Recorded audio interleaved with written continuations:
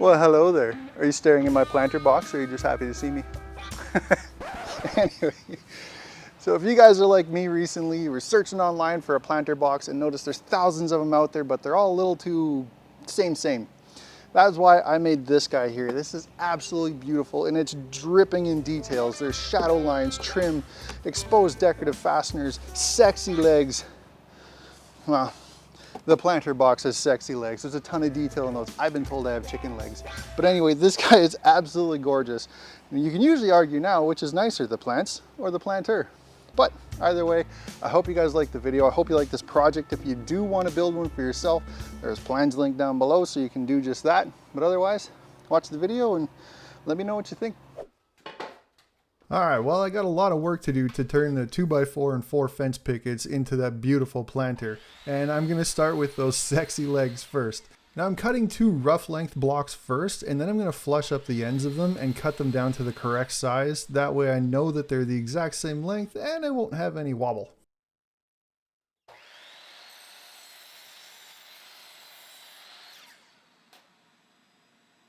Now, between people rifling through the pile, chucking everything back in, and just through straps and transport and stuff, the edges of 2x4s can be kind of beat up, and cedar's even softer, so it can be a little bit more susceptible to that. So I ran them through the table saw, ripping off about 1/8 of an inch, taking off the rounded edge, as well as just any ugly material to give myself some nice pretty 2x2s to work with.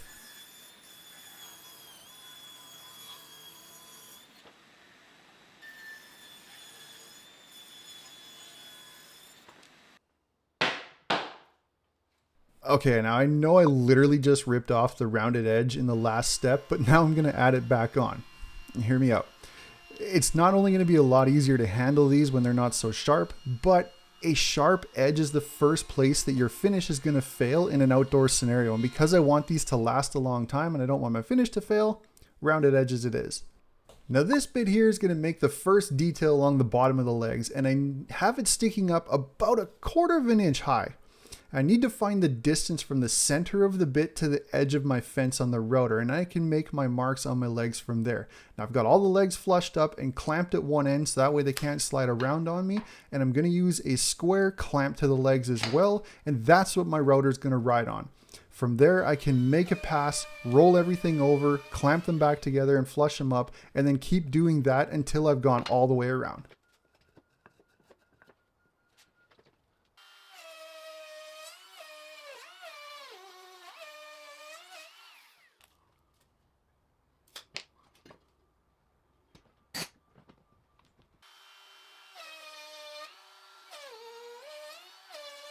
This method's actually pretty simple. Just the hardest part is just making sure you have everything square and flush up every single time. Now the tops of my legs, I wanted to kind of have the same detail as my fence post caps that I put on the fence last year. But you can't buy post caps this small. So I've got to cut them out. Now I've got a sacrificial fence here just made out of some 1/2 inch birch plywood. And I've made sure to not put any nails near the edge as well as the center where the saw blade's going to run through. Now this is longer than my leg and it's pretty deep towards myself as well, and that's for the next step.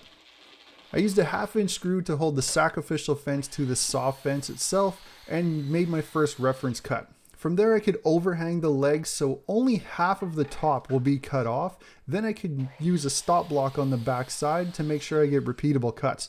Then I can just do the same thing as before, keep rolling it over and cutting.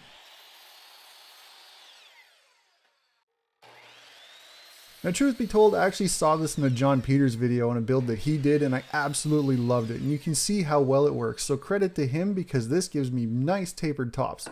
Now I can reset my saw to 5 degrees and move the fence over and make another reference cut. This time we're going to be cutting the bottoms of the legs, so I got to go lengthways, and I'm going to use the reference line from the saw blade kerf along the sharp top edge of or bottom side of that detail, I guess, that we made before. I'm squaring the leg up with a square on the back side, slide it over until it's just at that saw blade kerf.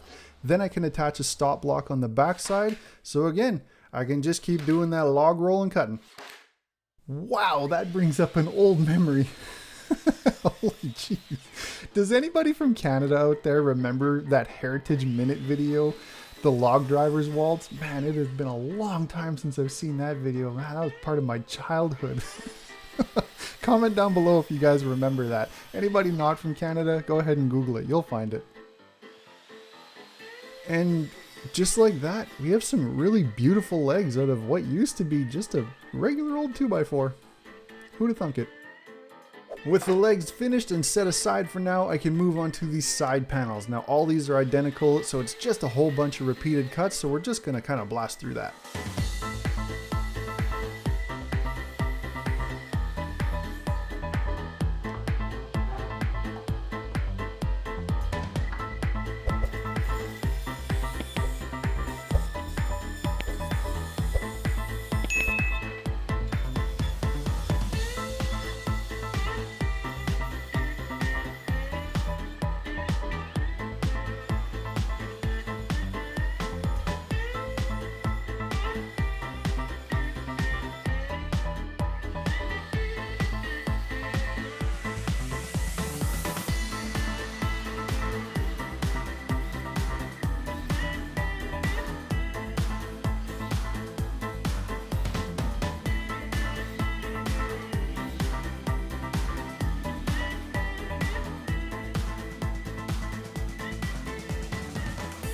Alright, now a lot of the shadow lines on these side panels are going to come from this bit here, and I've got this set to less than 1/4 of an inch. I don't want it too tall because otherwise I might mess with the joinery and get a weak joint.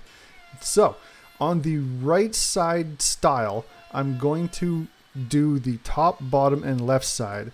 On the left side style, I'm going to do the top, bottom, and right side, and the center style is going to be all the way around.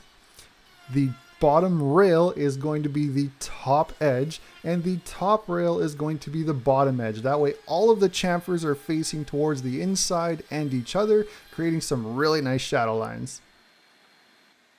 For the joinery on this, it doesn't have to be anything weird and exotic and super fancy. Honestly, just pocket holes are perfectly acceptable and fine for this, and nice and quick. They're all going to be on the inside of the planter and hidden anyway, so just keep it simple and strong. Some outdoor rated glue here is optional, just a thin line. I don't want it to be squeezing out everywhere. It'll help. I'm not sure exactly how much strength it's going to add, but any little bit helps. Now, you notice I'm putting, like I said, all of my chamfers towards each other and the inside. You really got to pay attention here to the orientation of things. And I'm attaching the outsides first, square with the end of the rail, and I'm sliding the center piece in afterwards because it's not a tight fit. There's about 1/8 of an inch gap on each side, but I'm just eyeballing that.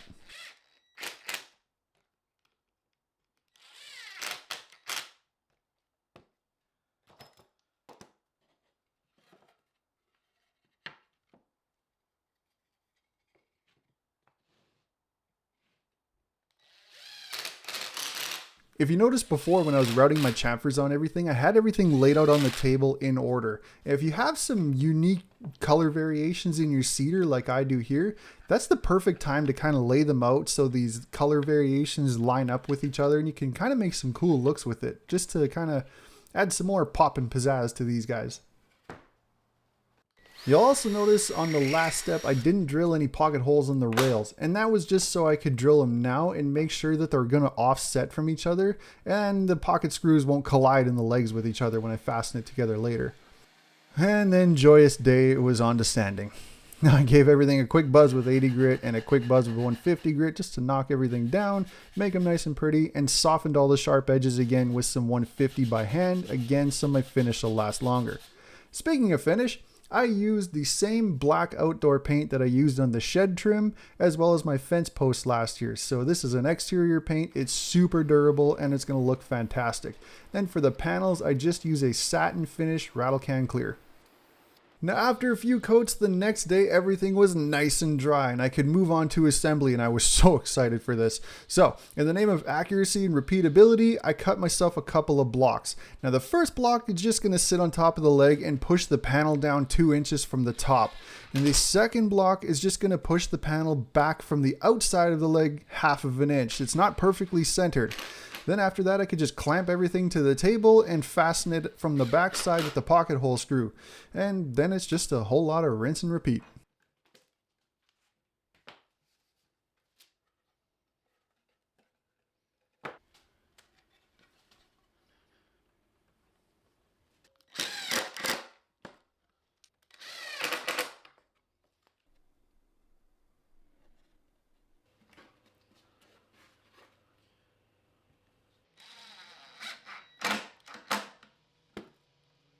One more step in the name of longevity on these is to put these little plastic feet on the bottoms of the legs. Now this is just so they're not sitting directly on concrete, absorbing a whole bunch of moisture.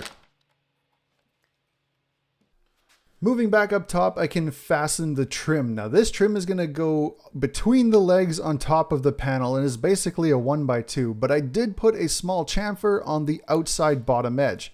Now, because they're going to be fastened through the trim onto the top of the panel, I need to make sure my screw holes are off center because the panel's not centered between the legs. So after pre-drilling my holes, I can slide it in place and fasten it with my screws. Now you'll notice I'm going to use some black screws here. There's a bit of a theme going on. It's crazy, eh? Now, there's also stainless steel screws and different kinds that you can get, but the exposed decorative fasteners, I think, just add another touch to it. Then moving underneath, we can attach the cleats at whatever height you may need, but for myself, it's flush with the bottom.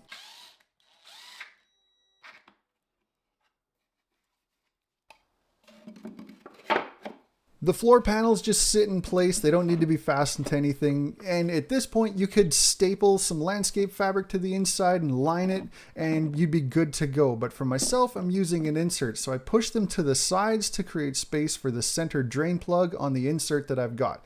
I will have some inserts linked down below, but for myself, this is perfect. Well, what do you guys think? Is this as beautiful as I made it out to be? I think it is. So I hope you guys liked the video. I hope you like the project. If you do, thumbs up and a comment down below would be awesome. Like I said, there's plans if you want to build one of these for yourself. And other than that, I will see you guys in the next one. Thank you for watching. Later.